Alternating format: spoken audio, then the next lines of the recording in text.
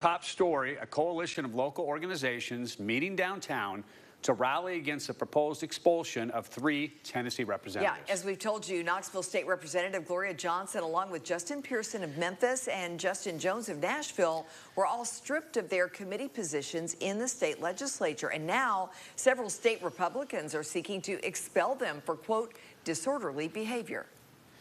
Now, this happened after they led a protest chant calling for gun reform from the floor of the chamber. This push for reform comes in the wake of Nashville's devastating school shooting at the Covenant School last week. Now, state Republicans say approaching the podium without bills, without being recognized to speak, is a breach of chamber rules. But 3 major metro cities potentially losing 3 minority party leaders has a lot of folks up in arms.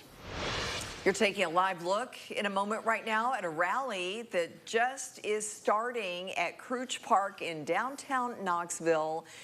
Just getting going just a second ago. People are starting to gather there.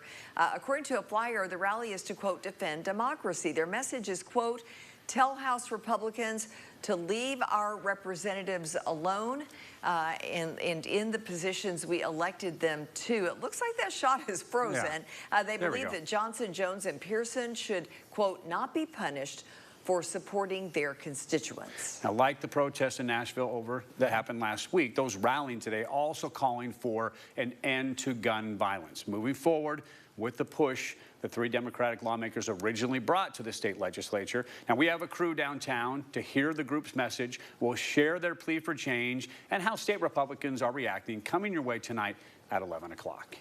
All right. Meanwhile, while some are rallying for unity and change, things were anything but unified on the House floor last night. Yeah, a confrontation between Democrats and Republicans got physical in a scene unlike any other in Tennessee's history. State Capitol reporter Chris O'Brien sits down with a House Speaker about the center of the chaos. Tension between Republicans and Democrats this session in Tennessee has been steadily growing since the start. But last night, the brakes fell off and it sped toward chaos. Well, the session went out of control. We had protesters. We've had protesters for a lot of years, and things have been fine. It came to a head when Republicans filed resolutions to expel Democratic Representatives Justin Jones, Justin Pearson, and Gloria Johnson. Protesters in the House chamber began arguing, and Speaker Cameron Sexton had to order THP to bring them out. As it happened, lawmakers took videos on their phone. Jones was recording next to Representative Justin Lafferty when Lafferty hit Jones's phone out of his hand. I can tell you what I saw happen. What I was having to do was remove people from the balcony because of disorderly conduct.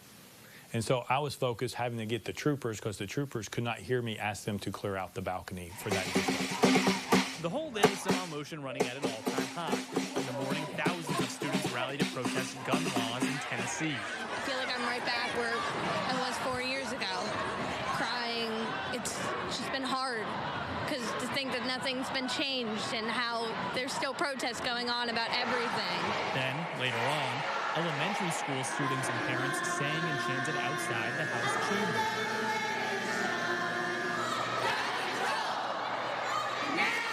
Which brings us to now. Thursday will see the vote for expulsion, which could drive the already deep wedge between parties even deeper. We're trying not to get Washington here. The problem you have with Washington is no one's held accountable for their actions. These individuals have to be held accountable. We hold people accountable every single day. I'm not here today to plead mercy, to say, you took me off committee. They're threatening to expel us. They're trying to make an example. This is a political lynching. In Nashville, Chris O'Brien. Now, we did reach out to both caucuses to see if Jones and Lafferty wanted to share their accounts of what happened. Lafferty says, quote, Representative Jones came to my desk as I turned. He shoved his phone in my face in a threatening manner. He continued to say, quote, I reacted as anyone would. Attempts to characterize this as anything else are misleading and false, end quote. Now, on the other hand, the Black Caucus shared a statement saying in part, quote, this political retribution is unconstitutional and in this moment, morally bankrupt, end quote.